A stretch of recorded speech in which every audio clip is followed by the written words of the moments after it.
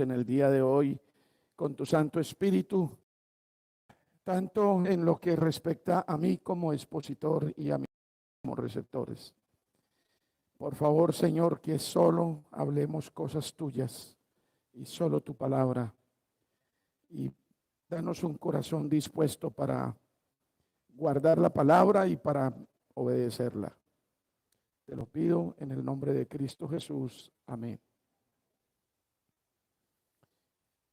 Las damas terminaron ayer tarde, ayer noche, su jornada de retiro. Están contentísimas. Anoche se hicieron un tour por la ciudad en un bus, porque se reunieron allá 24 entre Villavicencio, Suba e Ibagué. 24 era la patota aquí de este lado. Entonces se fueron en un tour por la ciudad y yo estoy encantado del compañerismo, la comunión que han tenido este grupo de mujeres durante estos otros días. Para mí es lo más importante. Es una lástima que nosotros no le damos valor a los medios de gracia. Compañerismo y comunión cristianos son un medio de gracia. Crecemos en gracia cuando los practicamos. Bueno, gracias a Dios por las que pudieron ir, y cómo nos hacen de falta las damas, porque se nota que no están, muchas de ellas, ¿no? Gracias a Dios por las que se quedaron. Iniciamos esta serie de sermones basados en Santiago, cuando nos daba una amonestación de que no nos hiciéramos maestros muchos de nosotros, porque recibiríamos mayor condenación. Y yo les decía, no tomen este versículo como una exhortación para los predicadores, o para los pastores, o para los que enseñan la Biblia. Estamos incluidos, pero es una exhortación en un contexto muy preciso. Y el contexto de esta exhortación es el uso de la lengua. Porque resulta que cada vez que usted habla, está enseñando algo, malo o bueno, pero está enseñando. Y si se acuerdan del cuentico sencillo de las plumas, cuando usted suelta las palabras no las puede recoger. Ya hicieron el daño o el bien que hicieron. La exhortación, la enseñanza de la Biblia es que toda palabra que salga de nuestra boca debe edificar. Dice la palabra, ninguna palabra corrompida salga de vuestra boca. Y cuando, sino la que es para la buena edificación. Y cuando hablamos de palabras corrompidas, enseguida nos vamos a las palabras oeces. No, una palabra que no edifique es una palabra corrompida.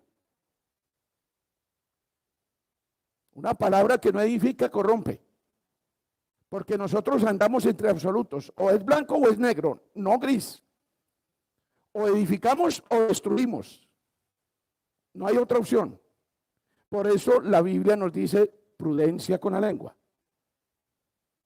Pónganle freno a la lengua, porque es un órgano de nuestro cuerpo que no se puede domar. Santiago fue muy claro, muy explícito cuando nos dijo, mire, toda fiera, toda bestia, el hombre logra dominarla, pero el hombre no logra dominar la lengua. Y dice que si hay una mujer o un hombre que refrenen su lengua y la manejen bien, dice, son perfectos, capaces de dominar todo su cuerpo. La templanza que el Espíritu Santo nos da, debemos implorarla para que nuestra lengua solo edifique, no destruya. Y después estuvimos considerando lo que ustedes leyeron hoy en el Evangelio de San Mateo, en el capítulo 12, versículo 36, cuando dice, mas yo os digo que de toda palabra ociosa que hablen los hombres, de ella darán cuenta en el día del juicio. De toda. Ustedes dirán, ¿y cómo va a hacer eso? Para Dios no es imposible. Si va a reunir todas las naciones en el valle de Josafat, podrá escuchar y juzgar todas las cosas que el hombre dijo e hizo. En el versículo 37 dice, porque por tus palabras serás justificado. Oiga eso. Por tus palabras serás justificado y por tus palabras serás condenado. Y luego en el contexto de Mateo dice, porque del buen tesoro de su corazón saca cosas buenas, pero el hombre del mal tesoro de su corazón saca. Yo le aconsejaba a muchas novias, porque he hablado con muchas, que se quieren casar. Entonces, pastor, dan el curso prematrimonial. Piensan que con el curso prematrimonial van a tener un matrimonio feliz, pero bueno, eso no es así. Pero bueno, hay que hablar de matrimonio y de lo que Dios dice acerca del matrimonio. No, yo lo conozco, pero usted no lo conoce.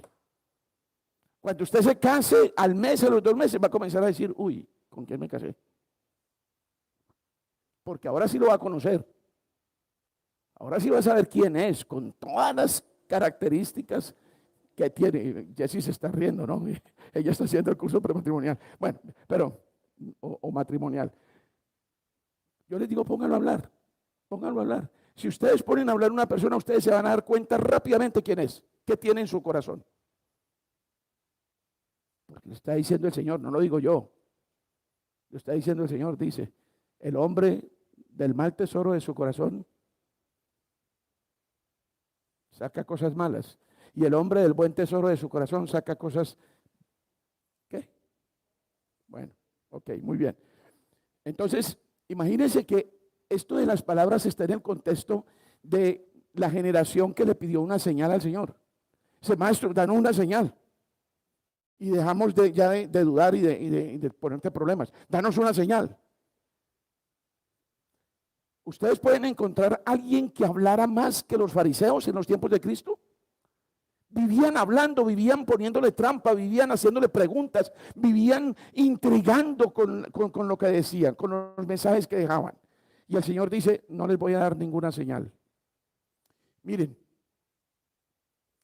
el Señor Jesucristo en el Evangelio que ustedes leyeron ahora en San Mateo, dice, la única señal que yo les voy a dar es la señal de mi resurrección. Si con eso no les basta, no voy a hacer más nada. Ustedes saben que Jesucristo es el único que ha resucitado en poder en su propio poder y que no volvió a morir. Porque todos los resucitados de la historia de la Biblia volvieron a morir. Pero el único que no volvió a la muerte fue Cristo. Él es el primogénito entre los resucitados. Ahora, cuando nosotros resucitemos en el último día, volveremos a resucitar para nunca más morir. Y entonces tendremos evidencia del poder de la resurrección de Cristo en nosotros. Y esa es la verdadera resurrección. Ahora el Señor nos dice también a nosotros, ¿ustedes quieren señal? ¿Ustedes quieren saber quién soy yo? ¿Quieren comprobar que soy Dios?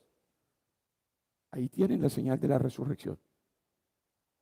Porque si Cristo no resucitó, vana es nuestra fe. Estamos siguiendo a un hombre.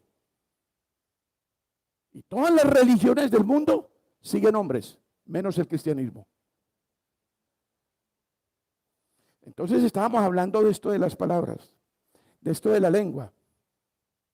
Y una de las cosas tremendas que nosotros hacemos con la lengua es crear diferencias, gestar peleas, sembrar división.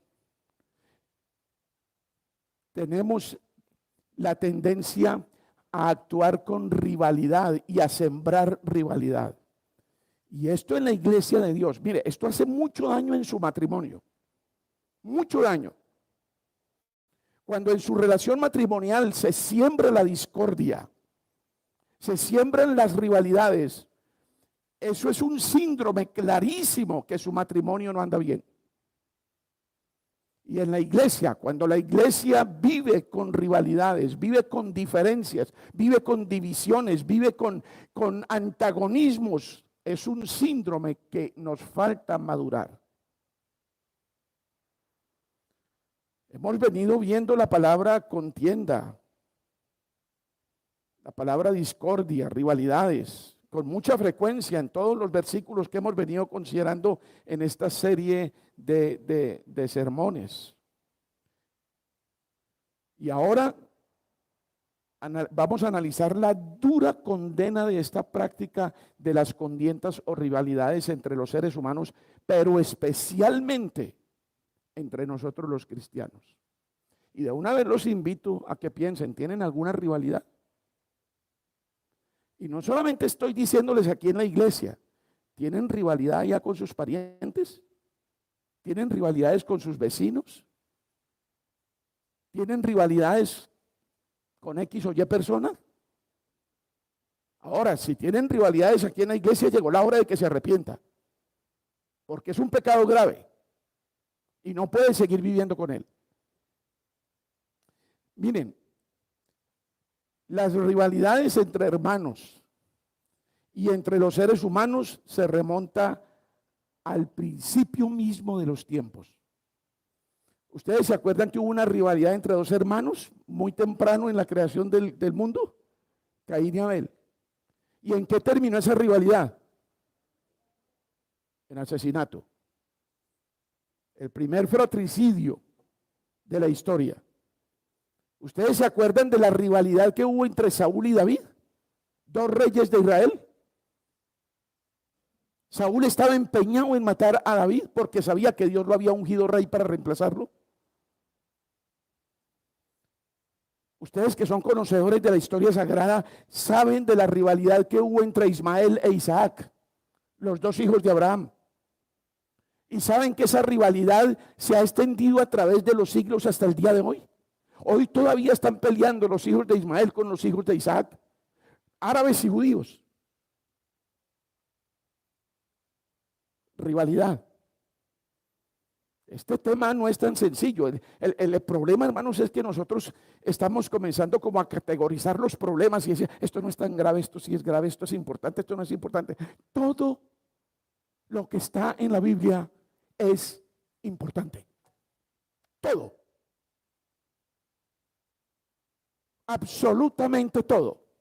¿Por qué? Porque dice con toda claridad, toda la escritura es inspirada por Dios, soplada por Dios, es la palabra de Dios.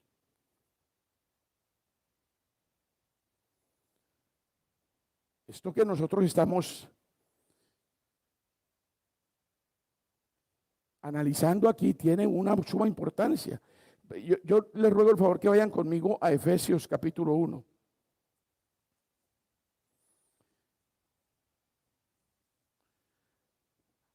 Capítulo 1. Pongan sus ojos en el versículo 18.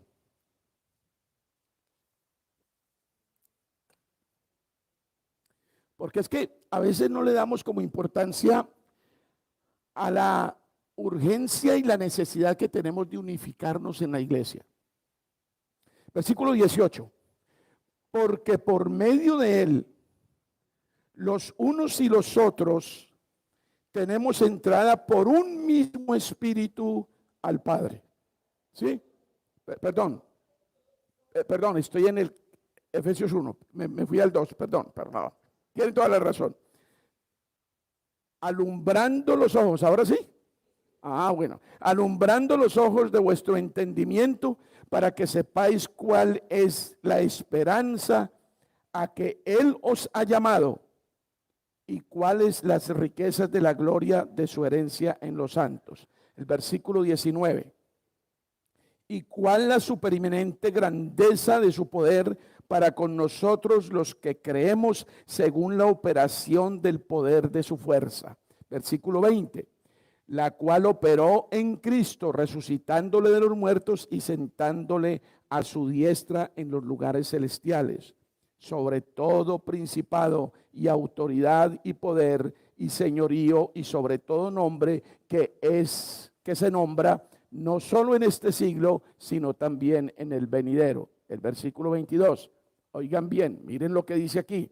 Y sometió todas las cosas bajo sus pies y lo dio por cabeza sobre las cosas, sobre todas las cosas, a la iglesia, la cual es su cuerpo y la plenitud de aquel que todo lo llena en todo. Cristo es el dueño de todas las cosas. Cristo es la iglesia, es la plenitud de aquel que es el dueño de todas las cosas. La iglesia es la plenitud de aquel que todo lo llena en todo. La iglesia. Y por eso el Señor Jesucristo desea una iglesia unida, desea una iglesia con unidad de fe, desea una iglesia con unidad de conocimiento, desea una iglesia donde el amor sea sin fingimiento. Y no hay manera de mostrar mejor amor que luchar por la unidad en la iglesia. Quiero que miremos también, bueno, estábamos hablando, no miremos todavía, estábamos hablando de las rivalidades en la Biblia. Se me olvidó mencionarles la rivalidad entre José y los hermanos. Y se me olvidó mencionarles una rivalidad que no es muy conocida entre Abimelech y los hermanos en tiempo de los jueces. En cada caso, la rivalidad entre hermanos condujo a que uno o más hermanos adoptaran acciones imprudentes y pecaminosas y graves. Ya oímos lo de Adán y Eva. Pero, ¿qué es lo que Dios espera de nosotros? ¿Qué es lo que Dios quiere de nosotros? Ustedes conocen de memoria el Salmo 133, ¿no es cierto? Y en el versículo 1, que es un cántico a la unidad, a la armonía, dice: mirad cuán bueno y cuán delicioso es habitar los hermanos juntos en armonía. Que seamos uno. Y termina ese salmo, que solo es de 3 versículos, diciendo que en esa unidad y en esa armonía hay bendición, hay salvación que el Señor envía. ¿Cuán importante es este tema? Miremos Hebreos 13:1. Hebreos 13:1. Vayan a la Biblia, por favor. Hebreos 13:1.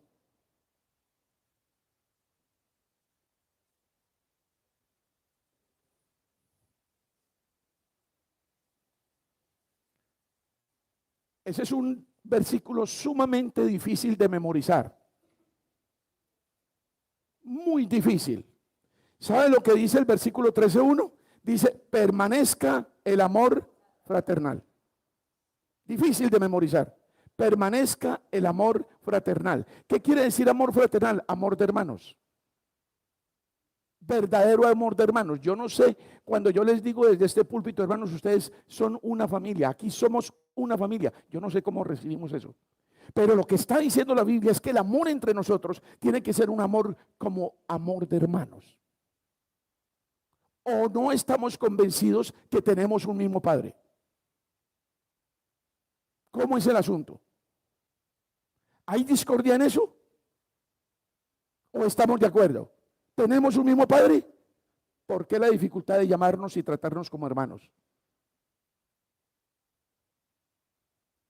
Si van a Primera de Pedro, capítulo 3, versículo 8. Primera de Pedro 3:8. Dice: finalmente,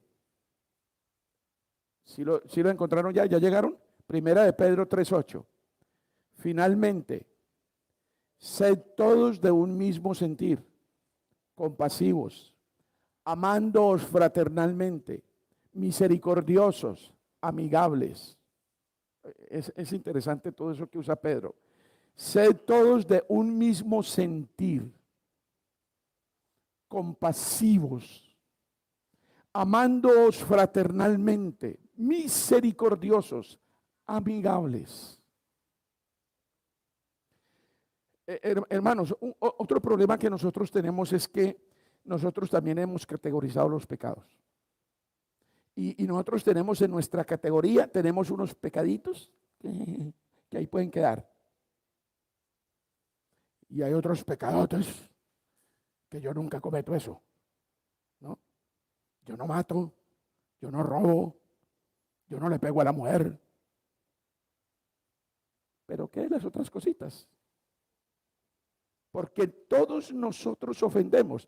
Acabamos de empezar estos sermones diciéndonos, Santiago, que cada vez que nosotros hablamos, ofendemos. Cada vez que abrimos la boca, ofendemos. Ofendemos de muchas maneras. ¿Y qué hace Cristo con nosotros?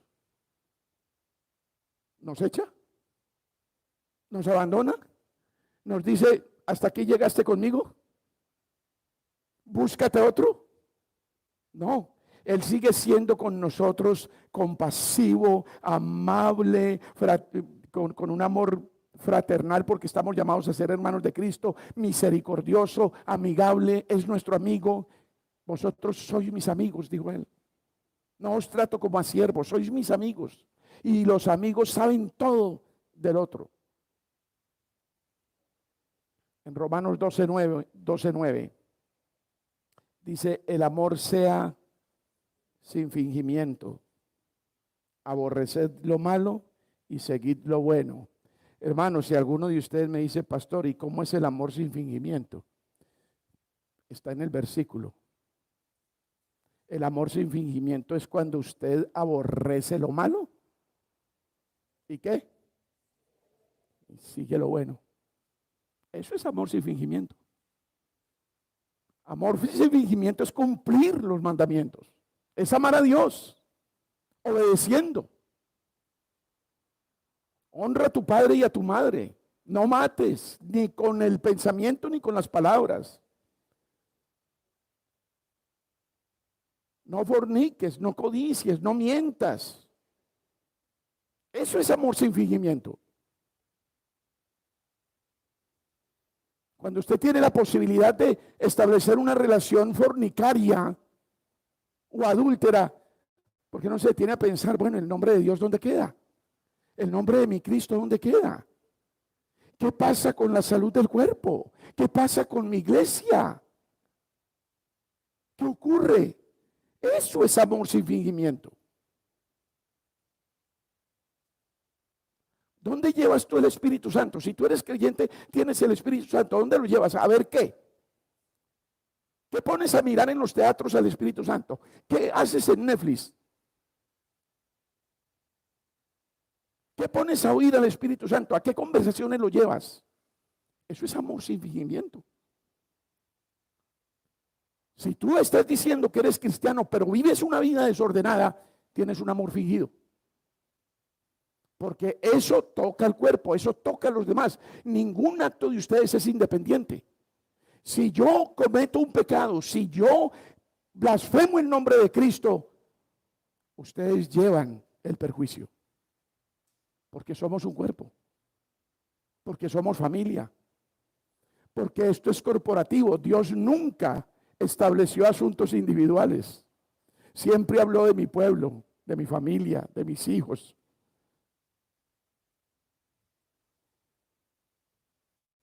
Y si usted está en Cristo, nueva criatura es, las cosas viejas pasaron y todas son hechas nuevas. Entonces, la rivalidad entre los hermanos casi siempre proviene de los celos. Y de los celos infundados y de los celos amargos. Casi siempre la rivalidad viene del egoísmo. Y casi siempre la rivalidad viene de una tendencia muy clara que tenemos como padres de mostrar preferencia por los hijos. Algunos no intencionalmente. Otros tienen una preferencia tácita y otros tienen una preferencia sobreentendida, pero la tienen. Y eso comienza a causar celos entre los muchachos. Y eso comienza a crear rivalidades. Y eso comienza a sembrar raíces de amargura en la familia. El padre de familia tiene que cuidarse de no mostrar preferencias por nadie en la casa. Todos iguales. Ustedes dirán, pero los dedos de la mano no son iguales. Sí, no son iguales, pero trátelos iguales porque todos 5 sirven. Todos 5 son sus hijos, todos 5 son su sangre. Que el uno le salió tuerto, bueno, es tan amado como el que tiene 2 ojos. Que el otro le salió con la boca torcida, bueno, es tan mi hijo como el otro que tiene la boca bien puesta. Que este me salió muy feito, bueno, es mi hijo que me salió no tan bonito, pero es mi hijo. Y el deber como padre es protegerlo, guiarlo, amarlo. Cuidado con las diferencias. Caín y Abel. Celos de Caín por la aceptación que tuvo Abel de la ofrenda. Vamos a mirar esto de Abimelech. Vayan al libro de los Jueces, capítulo 9.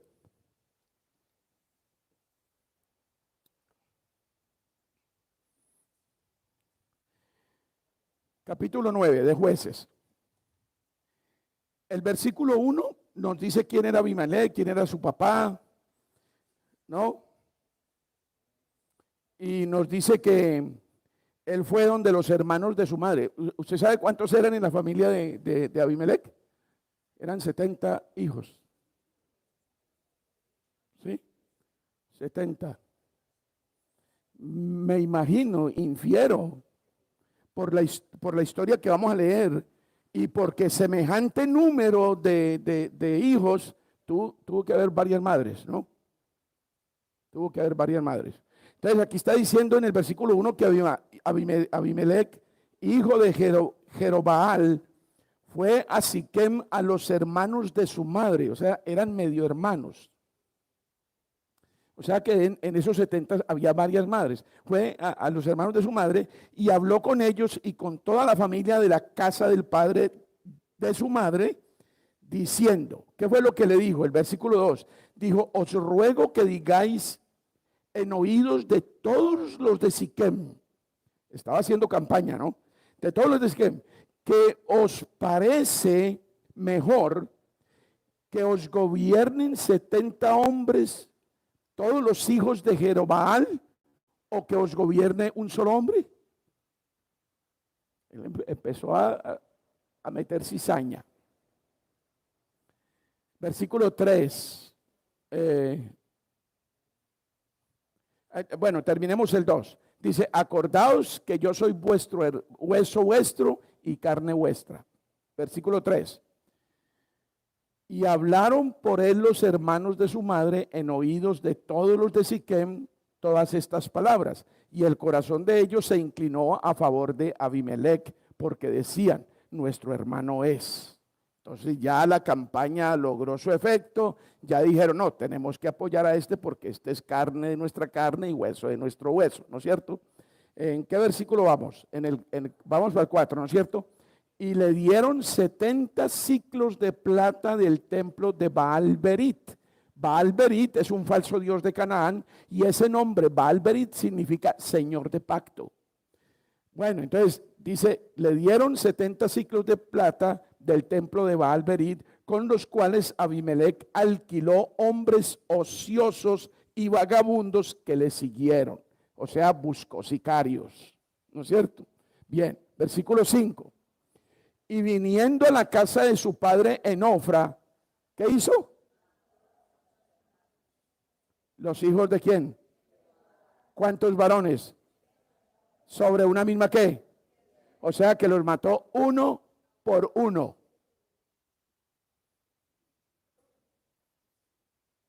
¿Ustedes piensan que la violencia es de ahora? ¿Ustedes piensan que la crueldad del hombre es ahora? No, hombre, el hombre no ha cambiado nunca, ni cambiará, a no ser por la obra misericordiosa de Dios y su gracia. Entonces, sobre una misma piedra, pero quedó Jotán, el hijo menor de Jerobaal, que se escondió. Versículo 6. Entonces se juntaron todos los de Siquem con toda la casa de Milo y fueron y eligieron a Abimelech por rey cerca de la llanura del Pilar que estaba en Siquem. 70 muertos para un nombramiento, para una elección, por egoísmo, por la hambre, el hambre que produce la pasión de muchos por el poder. Las rivalidades. ¿Dónde nos puede llevar una rivalidad? Ahora, ustedes se acuerdan de las rivalidades de los hijos de Jacob, pero quiero aquí detenerme un momentico y advertirle a los padres de familia, especialmente a los jóvenes y a los que van a tener niños, porque ya los que los tuvimos, pues, bueno, pero ¿sabe por qué empezó la rivalidad entre los hermanos de José? Porque el papá prefería a José. ¿Y usted sabe por qué le gustaba tanto José a Jacob? Porque era el hijo de su amada. ¿Usted sabe que él trabajó 7 años por Raquel? Y a los 7 años le metieron gato por liebre. Le metieron a la tienda a Lea, como las orientales van con el rostro tapado, ¿no es cierto? Y seguramente en la fiesta unos vinitos y Jacob no se dio cuenta. Y el otro día cuando se despertó dijo, ups, ¿y aquí qué pasó? Era Lea, no estaba Raquel. y le tocó trabajar otros 7 años por la Raquelita amada. Y Raquelita resultó estéril. Y que él lucha para que tuviera un hijo. Y finalmente cuando vino ese hijo, José, después tuvo también a Benjamín, ¿no? Y saben la historia de Benjamín. Cuando vino José, Jacob se derritió con ese muchacho. A tal punto que cuando ya estaba mocetón, trajo una túnica de colores y se la colocó. ¿Sabe lo que significó eso? Le estaba diciendo a los hermanos, este es el que manda. Este va a ser el que va a recibir la herencia. Este es el que va a recibir la primogenitura. Este es el príncipe. Y como ya José había tenido unos sueños, ¿no es cierto? ¿Se acuerdan de las estrellas y de las espigas que se inclinan? El odio se acrecentó. Esa rivalidad terrible que está en Génesis 37, bueno, y de ahí para adelante hasta terminar el libro del Génesis, fue tremenda, pero resultó para bien, ¿no? Todos lo saben, nos adelantamos un poquito. La rivalidad, hermanos, la contienda, habiendo estudiado todo lo que hemos estudiado y habiendo mencionado todo lo que hemos mencionado, tenemos que llegar a las siguientes conclusiones. Primero, es un pecado grave. Y es un pecado que crece y da fruto. Y casi siempre el fruto es impredecible negativamente. En segundo lugar, esto de las peleas y los distanciamientos y todas esas cosas es el fruto del orgullo y el egoísmo. Es una clara tendencia a la superioridad basada en la autosuficiencia.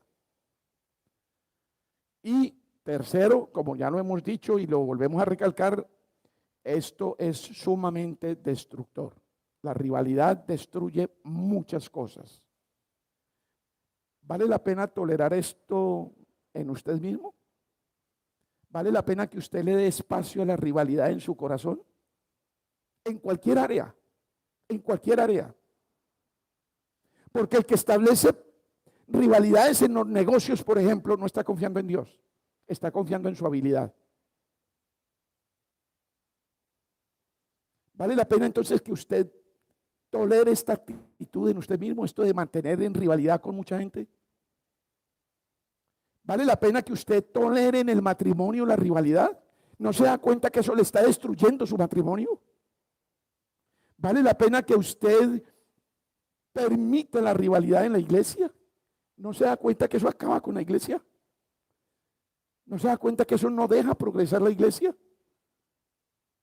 ¿No se da cuenta que eso no nos permite desarrollarnos? ¿Usted va a permitir la rivalidad en la familia? ¿Va a permitir la rivalidad entre sus hijos? Hablando de los hijos, mis queridos hermanos, vayan a Efesios capítulo 6, rápidamente, 30 segundos. Efesios capítulo 6 y el versículo 4. Efesios 6, 4. Y vosotros, padres, no provoquéis a ira a vuestros hijos, sino criadlos en disciplina y amonestación del Señor.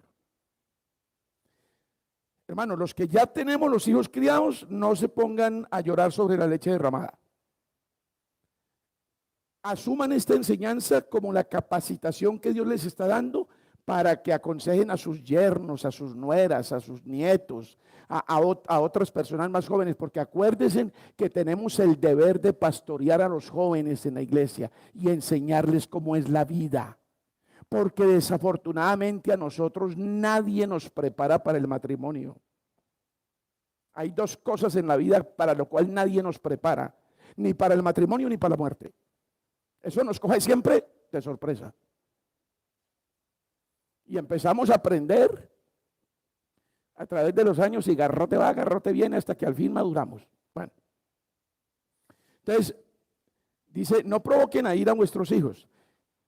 Hay padres que piensan que la cantaleta, la trompeta, eso le va a arreglar a los hijos. Los empeora. Los empeora. Se vuelve eso una melodía que ellos ya se acostumbraron a oír. Lo que la Biblia le dice es: críenlos en la disciplina y amonestación del Señor. Y yo les hago una pregunta aquí a propósito de esto. ¿Corrige en sus hijos el egoísmo y el orgullo?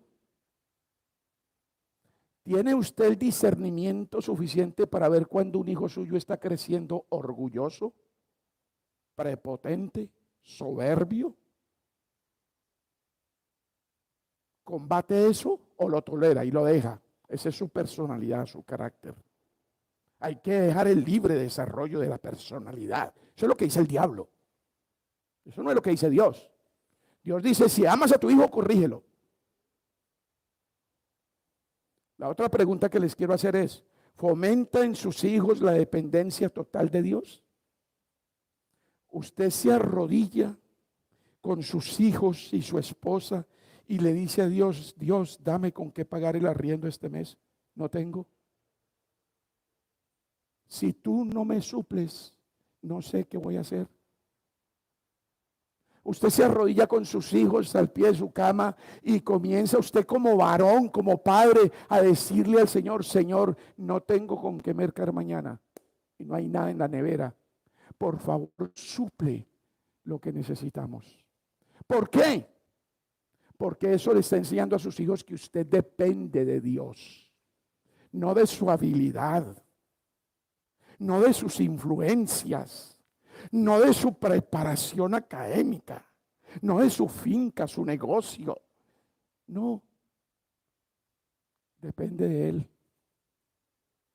Y su hijo comienza a aprender lo que significa depender de Dios. ¿Por qué? Porque su hijo va a ver que la nevera se llena. Porque su hijo va a ver que Dios sí responde la oración. Que pagó el arriendo mi papá a tiempo y no quedó mal. Y el asunto de familia se vuelve una unidad perfecta y no hay discordias, ni hay islas donde dice: yo tengo mi espacio y eso no me corresponde a mí, eso no es parte mía. No, todos tenemos parte en todo.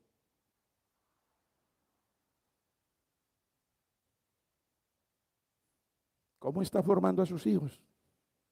¿Cómo los está haciendo? ¿Instruye a sus hijos acerca de su condición pecadora? ¿Qué hace cuando el bebé muerde al otro bebé?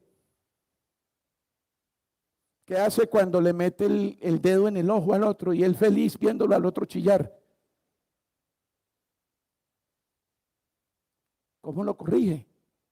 ¿Qué le enseña? Porque esa es parte de la semilla del pecado que está en ese bebé. Ya tiene tendencia al mal. Cuando le hace un berrinche ya en el centro comercial Viva, y el peladito la pone a usted en jaque porque se le tiró al suelo, se le revuelca y está histérico y usted no sabe qué hacer con él. Saque la vara y dale un juetazo bien dado y verá que le pasa el berrinche. Claro que de pronto lo mandan a la cárcel, pero tiene que correr ese riesgo. A mí mis hijas me hicieron un solo berrinche en su vida. Uno solo. Porque todo niño llega a esa etapa. Después se dieron cuenta que eso no me quebraba a mí ni me sobornaba. Ah, está muy bravita.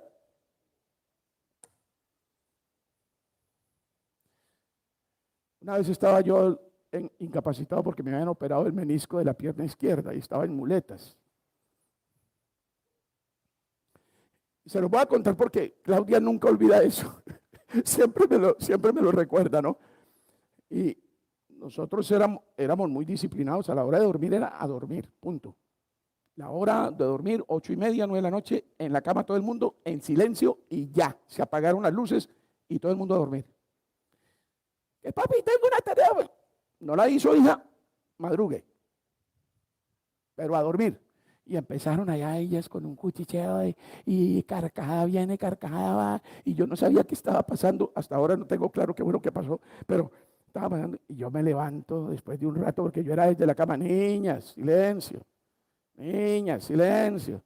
Entonces me levanté como pude.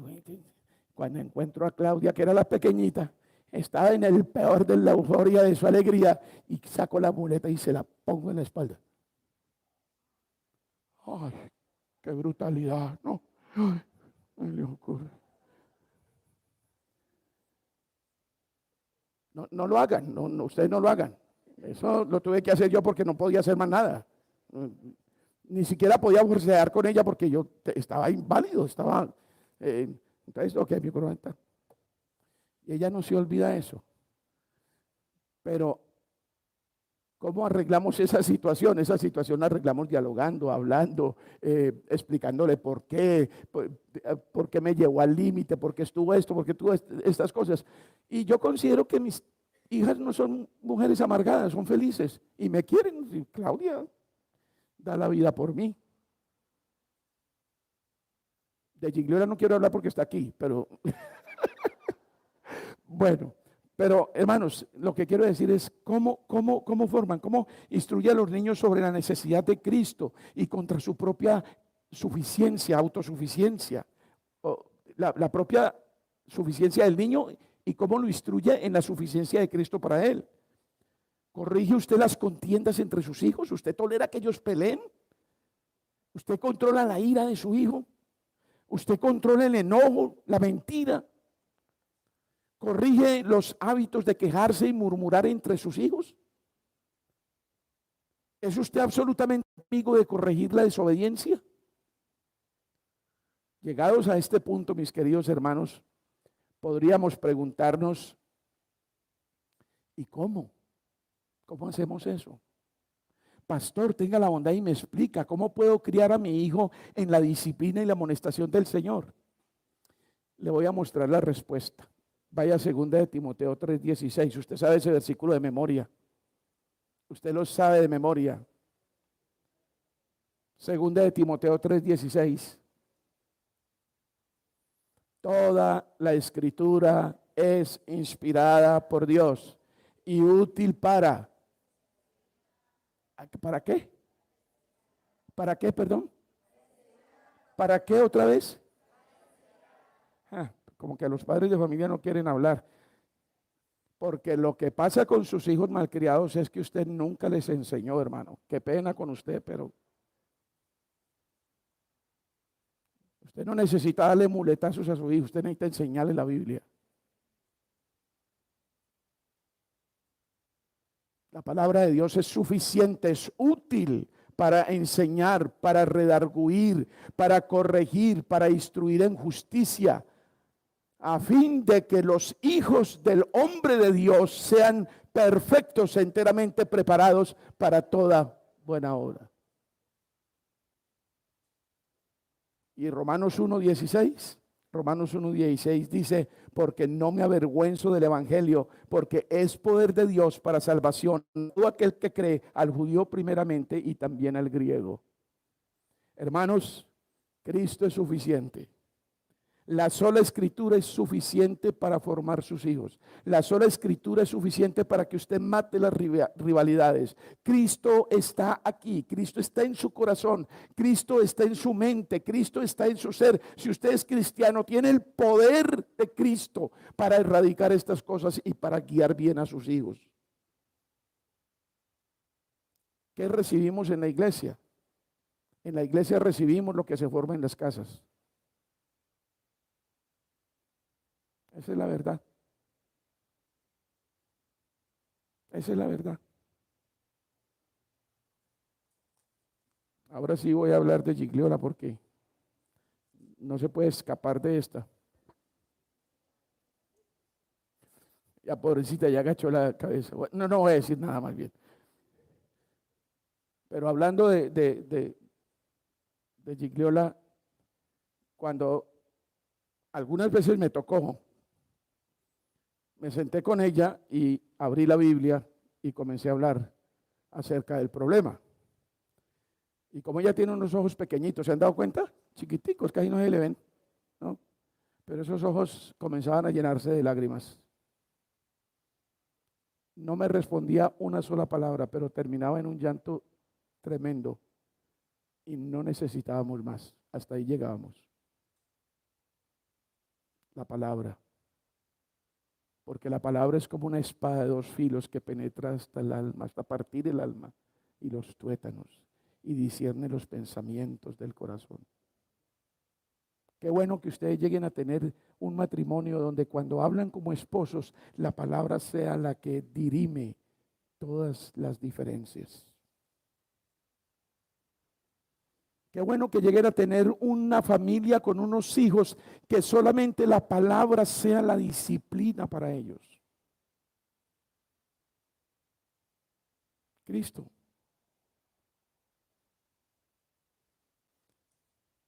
Para terminar, porque se nos acabó el tiempo, como varón hoy debo preguntarme y preguntarles,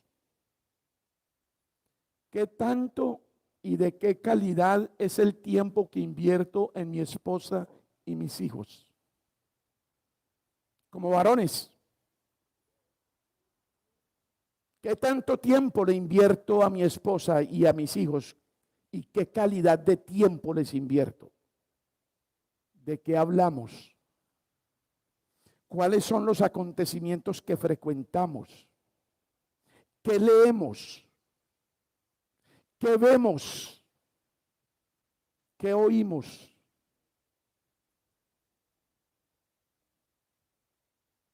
¿De qué hablo con mi familia? Quedémonos con este pensamiento, Deuteronomio 6.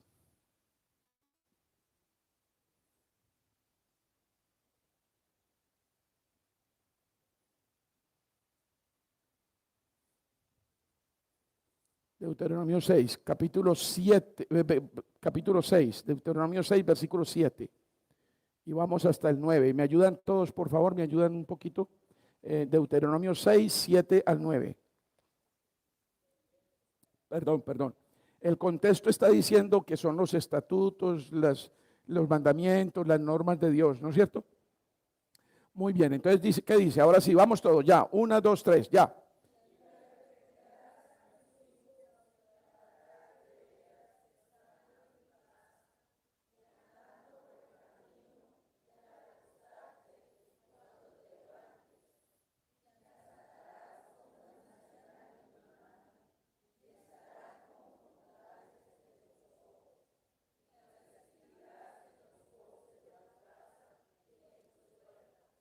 Bueno, no quedo muy contento con la lectura, pero espero que ustedes hayan entendido lo que leyeron.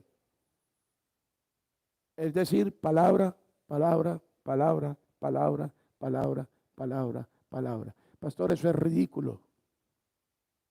¿Cómo así que vamos a estar hablando de Dios en la buseta, en el carro, en la casa, en la cama, en el paseo, en el día de sancocho de olla? ¿Cómo así que todo?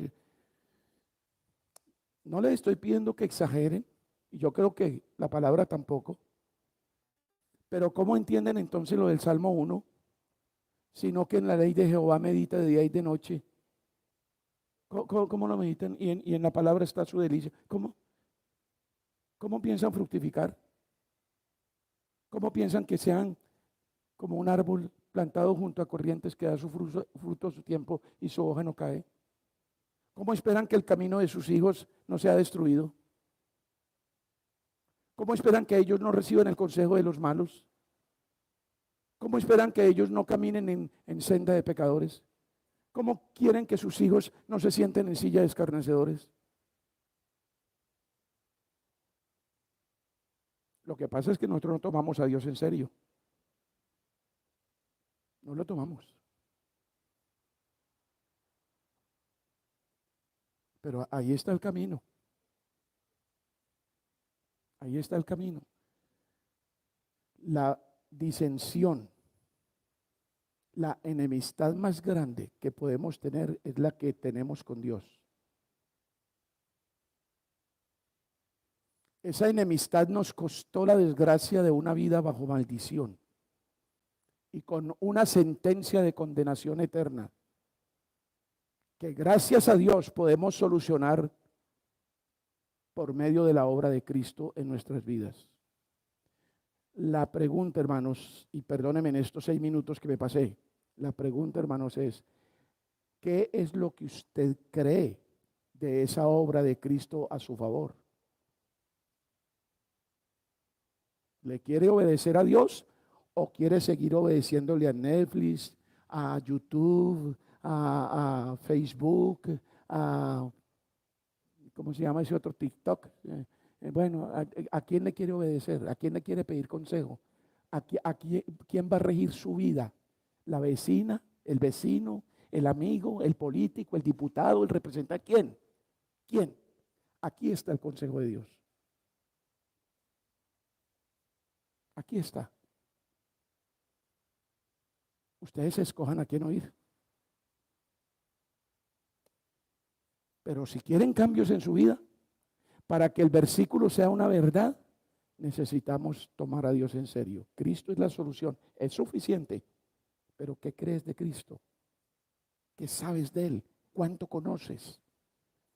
De modo que si alguno está en Cristo, nueva criatura es. Las cosas viejas pasaron. He aquí todas son hechas nuevas. ¿Eso es verdad? Padre Celestial, ayúdanos para que Cristo realmente gobierne nuestras vidas, que habite en nuestros corazones y que lo imitemos y caminemos de su mano, en sus huellas, porque es nuestro hermano mayor, es el primogénito entre muchos hermanos. Tú nos has llamado para ser como Él. Ayúdanos, Señor, que todo lo que estorba, todo lo que nos pesa, todo lo que nos impide caminar, como las disensiones, la lengua, el mal uso de nuestras palabras, Padre, que eso lo erradiquemos de nuestra vida y lo cambiemos por todo lo que nos bendice y nos hace crecer y prosperar. Gracias, Padre, por ayudarnos a entender y sobre todo, gracias por ayudarnos a obedecer. Trae a las damas que están en Cali con bien, señores. Hoy es el día de retorno. Tráelas con bien y danos el gozo de poder compartir con ellas una vez más en este lugar para adorarte juntos. En el nombre de Cristo Jesús. Amén.